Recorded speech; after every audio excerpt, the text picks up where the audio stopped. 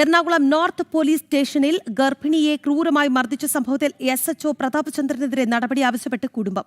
നീതി ലഭിക്കും വരെ നിയമപോരാട്ടം തുടരുമെന്ന് മർദ്ദനത്തിനിരയായ ഷൈമോളും ഭർത്താവ് ബെൻജോയും പറയുന്നുണ്ട്. നിഷ ദിലീപ് തയ്യാറാക്കിയ റിപ്പോർട്ടിലേക്ക്. 2024 ജൂൺ 20 എറണാകുളം നോർത്ത് പോലീസ് സ്റ്റേഷനിൽ വെച്ച് അവിടുത്തെ SHO ആയിരുന്ന പ്രതാപചന്ദ്രൻ ഒരു സ്ത്രീക്ക് നേരെ നടത്തുന്ന അതിക്രമത്തിൻ്റെ ദൃശ്യങ്ങളാണ് നമ്മൾ കാണുന്നത്. എന്തായാലും ഈ ദൃശ്യങ്ങൾ പുറത്തു വരുന്നത് വരെ ആ മർദ്ദനമേറ്റ ഷൈമോൾ എന്ന് പറയുന്ന യുവതിക്ക് കാത്തിരിക്കേണ്ടി വന്നു. 1 വർഷം നീണ്ട നിയമ പോരാട്ടത്തിനൊടുവിൽ കോടതി ഉത്തരവോടുകൂടി ഈ ദൃശ്യങ്ങൾ പുറത്തേക്ക് വരുന്നു. ആ ദൃശ്യങ്ങൾ വന്നതിൻ്റെ പശ്ചാത്തലത്തിൽ മാത്രം, കാരണം 1 വർഷം ഈ തനിക്കേറ്റ ആ ഒരു മർദ്ദനവുമായി ബന്ധപ്പെട്ട് ഷൈമോൾ പലയിടങ്ങളിലും കയറി ഇറങ്ങി. പ്രതാപചന്ദ്രൻ നിലവിൽ അരൂർ SHO ആണ്.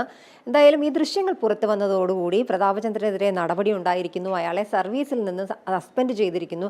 എന്തായാലും ഷൈമോളും ഭർത്താവ് ബിൻജോയും നമുക്കൊപ്പം ചേരുന്നുണ്ട്. ഈ സസ്പെൻഷനിൽ മാത്രം അവർ സംതൃപ്തരല്ല. ഇനി ഏത് രീതിയിലുള്ള ഒരു നിയമ നടപടി വേണമെന്നാണ് നിങ്ങളുടെ ആവശ്യം?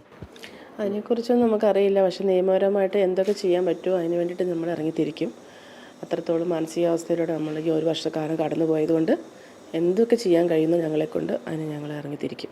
ഈ 1 വർഷം നിങ്ങൾ മുഖ്യമന്ത്രിക്ക് പരാതി നൽകി, DGPക്ക് പരാതി നൽകി, അപ്പോഴൊന്നും ഈ ഉദ്യോഗസ്ഥനെതിരെ യാതൊരു നടപടിയും ഉണ്ടായില്ല അല്ലേ? ഇല്ല, നമ്മുടെ അടുത്ത് അന്ന് മൊഴിയെടുക്കാനായിട്ട് വന്ന സമയത്ത് നമ്മുടെ അടുത്ത് പറഞ്ഞിട്ടുണ്ടായിരുന്നത്, അതായത് പുള്ളീനെ താൽക്കാലികമായിട്ട് ഞങ്ങൾ മാറ്റി നിർത്തുകയാണ്, വേറെ ഏത് ഡിപ്പാർട്ട്മെൻറ്റിലേക്ക് മാറ്റാമെന്നാണ് പറഞ്ഞത്. അത് കഴിഞ്ഞ് പിന്നീട് നമ്മൾ അറിഞ്ഞത് പുള്ളി തിരിച്ച് വീണ്ടും അരൂര് വന്നിട്ടുണ്ടെന്നാണ് നമ്മൾ പിന്നീട് അറിഞ്ഞത്.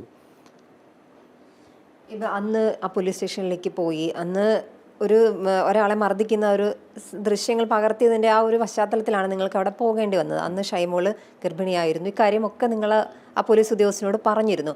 എന്നിട്ടും വനിതാ പോലീസ് ഉദ്യോഗസ്ഥരുടെ സാന്നിധ്യത്തിൽ പോലും ആ ഒരു സ്റ്റേഷൻ ഇൻസ്പെക്ടർ മർദ്ദിക്കുന്ന ഒരു സാഹചര്യം. തീർച്ചയായിട്ടും അത് ഒരു സാധാരണ ആൾക്കാർ ചെല്ലുമ്പോൾ അവിടെ ഉണ്ടായിരുന്ന ഒരു രീതിയല്ല അവിടെ ഉണ്ടായിരുന്നത്. കുഞ്ഞുങ്ങളായിട്ട് കയറി വരുമ്പോൾ തന്നെ അവർ പുറത്ത് കിടക്കുമെന്ന് പറഞ്ഞിട്ട് നിൽക്കണം. ഒന്ന് അങ്ങോട്ട് കടന്നിട്ട് അപ്പുറത്ത് ഇരിക്കുമെന്ന് പറഞ്ഞു കഴിഞ്ഞാൽ ഈ പ്രശ്നം ഉണ്ടാവുണ്ടായിരുന്നില്ല. നേരെ കയറി വരുമ്പോൾ തന്നെ പുറത്ത് കിടക്കുന്നു പറഞ്ഞിട്ട് പുറത്ത് പോകുമെന്ന് പറയുന്നത്. ഇത് നമ്മൾ എന്നെ മോചിപ്പിച്ചു കൊണ്ടുപോകാനൊന്നല്ലല്ലോ വരുന്നത്. കാര്യം വനിതാ ഉദ്യോഗസ്ഥരുണ്ടായിരുന്നില്ല, ഉണ്ടായിരുന്നു. അതായത് നമുക്ക് അറിയില്ല, അവർ വിത്തൗട്ട് യൂണിഫോമിലാണ് നിൽക്കുന്നത്. ആരാണ് എന്താണെന്ന് നമുക്കറിയില്ല. ഞങ്ങളുടെ വേറെ ആളുകളാരും അവിടെ ഉണ്ടായിരുന്നില്ല.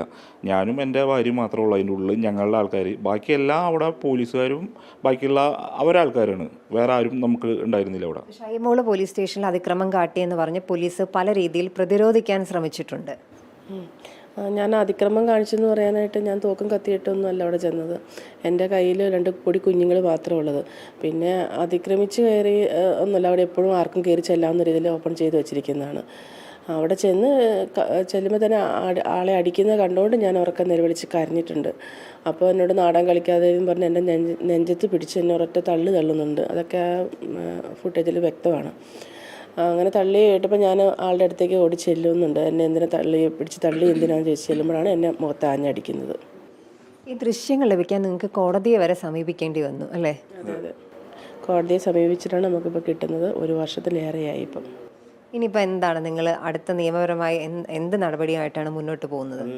ഞങ്ങളിപ്പോൾ മജിസ്ട്രേറ്റ് ലെവലിൽ ഞങ്ങളൊരു അന്വേഷണത്തിന് വേണ്ടിയിട്ട് നമ്മളൊരു പ്രൈവറ്റ് അന്യായം കൊടുത്തിട്ടുണ്ട്. അപ്പോൾ അതിൻ്റെ വിചാരണകൾ നടന്നുകൊണ്ടിരിക്കുകയാണ്. അതിൻ്റെ സാക്ഷി വിസ്താരങ്ങളൊക്കെ നടന്നുകൊണ്ടിരിക്കുകയാണ്.